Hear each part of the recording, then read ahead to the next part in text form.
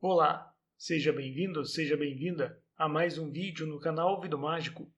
E você vai ouvir agora mais um capítulo do livro Razão e Sensibilidade, de Jane Austen, publicado pela primeira vez em 1811.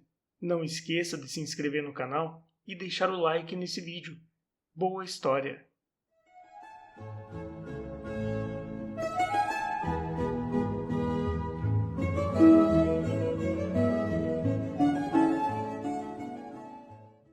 Capítulo 23. Por mais que a tendência geral de Elinor fosse duvidar da veracidade das palavras de Lucy, depois de refletir seriamente, era impossível para ela desconfiar do que lhe fora dito, pois nenhuma tentação de considerar que se tratava de uma grande falsidade poderia resistir a fatos tão bem explicados. Não existia a menor possibilidade de Elinor não acreditar no que Lucy afirmava ser verdade.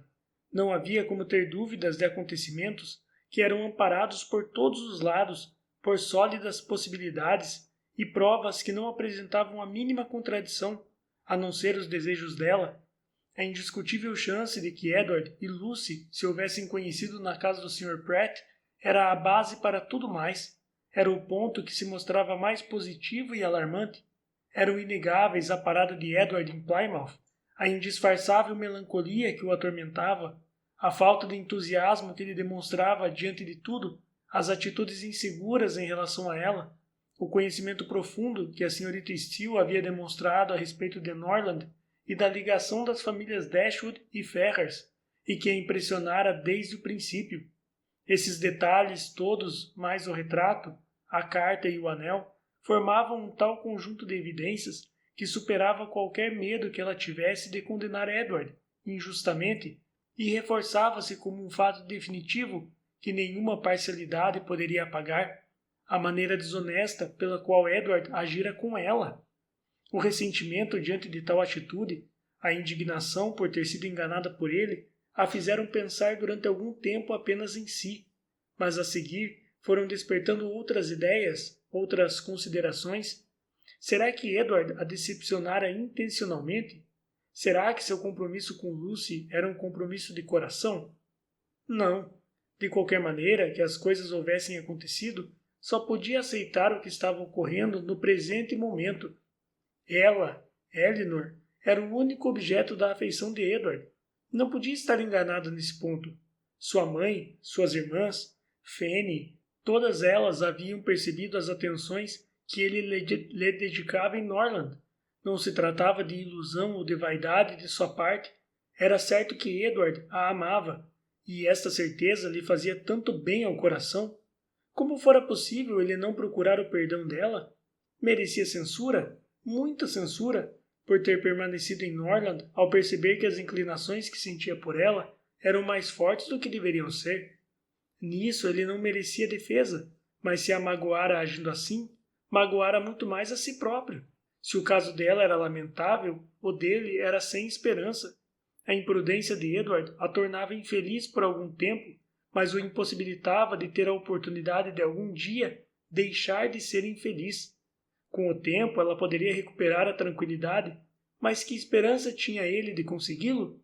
Talvez viesse a ser toleravelmente feliz com Lucy Steele, mas será que depois daquela afeição que sem nenhuma dúvida dedicava a Elinor, à integridade dela, à sua delicadeza, à sua mente bem informada, ficaria contente ao lado de uma mulher como aquela, iletrada, ardilosa e egoísta?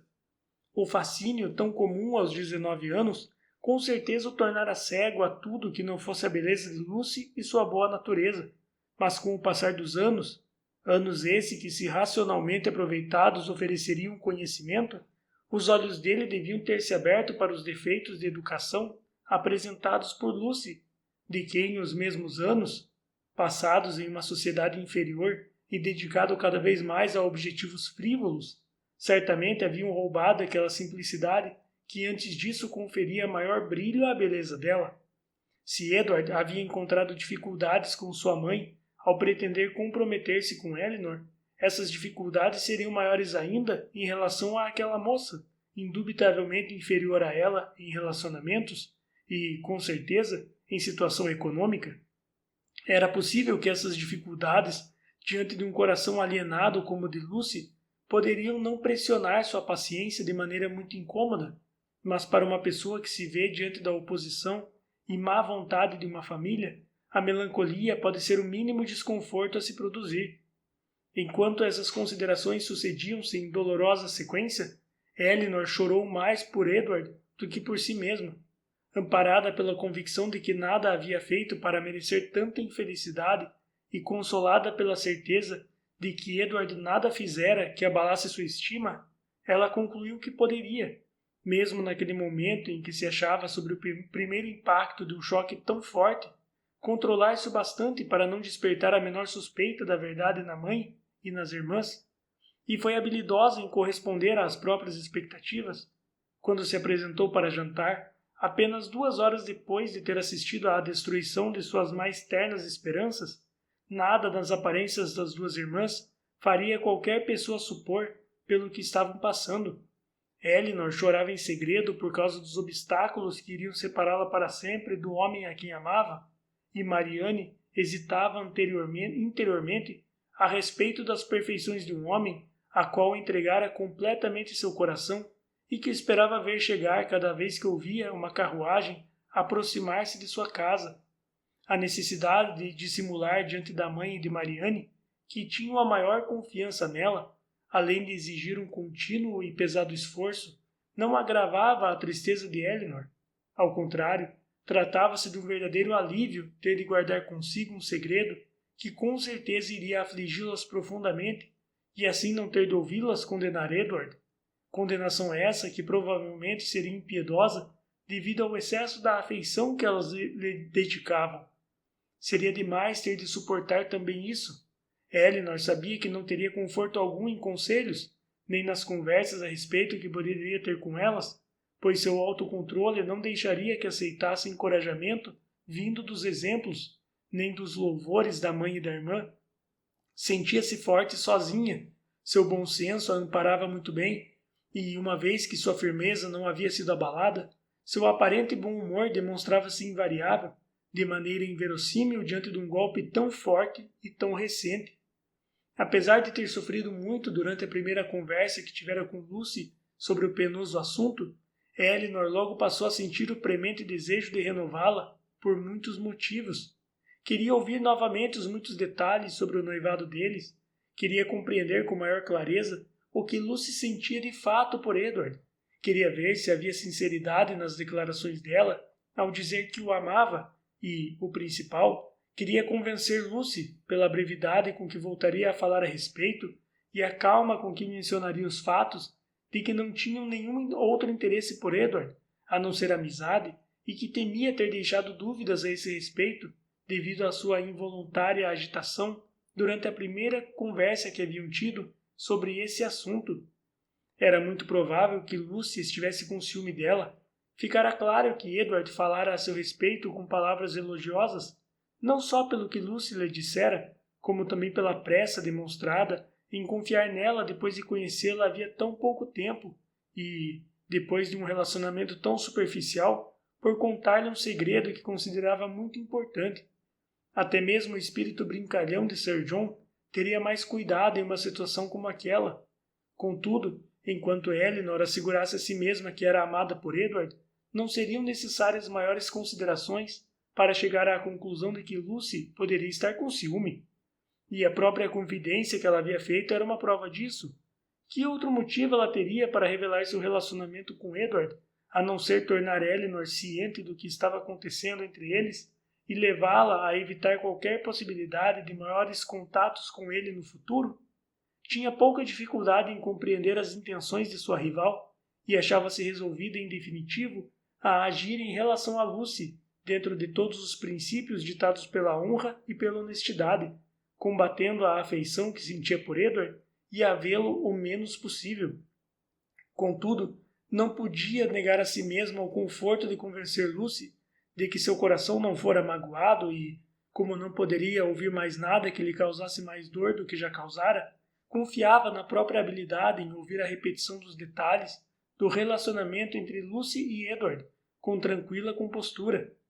Apesar de tudo, não houve uma oportunidade imediata para que isso acontecesse, apesar de Lucy estar disposta a tirar vantagem do que já acontecera. O tempo mantinha-se ruim, impedindo-as de sair a passeio, o que as possibilitaria a se distanciarem das outras para conversar.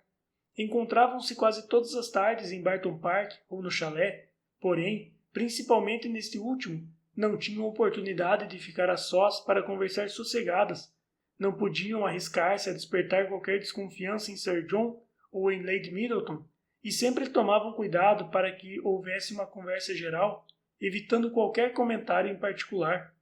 Encontravam-se para comer, beber, rir em conjunto, jogar cartas ou para outras atividades e jogos os mais barulhentos possíveis. Aconteceram 1 ou 2 encontros desse tipo, mas Elinor não teve a menor chance de falar com Lucy sem a presença dos outros, até que certa manhã Sir John foi ao chalé para pedir, em nome da caridade, que fossem jantar com Lady Middleton nesse dia, pois ele via-se obrigado a comparecer ao clube, em Exeter, e sua esposa ficaria sozinha, a não ser pela companhia da Sra. Jennings e das 2 senhoritas Steele. Elinor aceitou imediatamente o convite, vislumbrando uma possibilidade de obter o que queria, ou seja, mais liberdade sob a tranquila e bem-educada direção de Lady Middleton, do que quando seu marido as reunia com ruidosas intenções. Margaret, com a permissão da mãe, iria também, e Marianne, se bem que sem vontade alguma de comparecer a reuniões, foi persuadida a comparecer pela mãe, que não suportava vê-la excluir-se de toda a oportunidade de se divertir. As jovens damas foram ao jantar, e Lady Middleton sentiu-se feliz por evitar a assustadora solidão que a ameaçava. A insipidez da reunião era exatamente o que Elinor esperava. Não houve novidade alguma em pensamento ou expressão, e nada poderia ser menos interessante do que a conversa que se desenvolveu entre elas, tanto na sala de jantar quanto na de estar. Nesta última, as crianças também estavam presentes, e enquanto ali permaneceram, ficou mais do que evidente que seria impossível captar a atenção de Lucy. Portanto, Elinor nem tentou. Os pequenos só se retiraram quando o serviço de mesa foi tirado, a mesinha para jogo foi armada, e ela começou a imaginar que não iria conseguir um modo de ficar a sós com Lucy em Barton Park. Todas se ergueram a fim de se organizarem para um jogo de cartas. "Estou muito feliz", disse Lady Middleton para Lucy nesse momento, "que você não pretenda terminar a cestinha para a pobrezinha de Ana Maria esta noite, pois tenho certeza de que iria esforçar muito seus olhos trabalhando na trama de filigranas à luz de velas. Daremos um jeito para amenizar a decepção do meu amorzinho amanhã, e espero que ela não fique muito sentida." "A senhora está muito enganada, Lady Middleton. Eu ia perguntar-lhe neste momento se pode me dispensar de sua agradável reunião para que eu possa voltar ao meu trabalho. Não quero desapontar o anjinho por nada neste mundo, e se a senhora me dispensar do jogo, terminarei de fazer a cestinha de filigrana nesta noite mesmo." "A senhorita é de uma bondade sem par. Espero que não magoe seus olhos. Por favor, quer tocar a campainha e pedir que lhe tragam mais velas? Minha pobre pequenina iria ficar dolorosamente decepcionada se a cestinha não estivesse pronta amanhã, mas acredito que isso não vai acontecer, caso dependa de sua dedicação."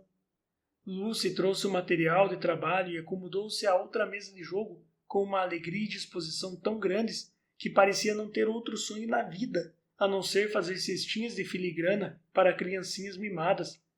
Lady Middleton propôs às demais que jogassem rubber.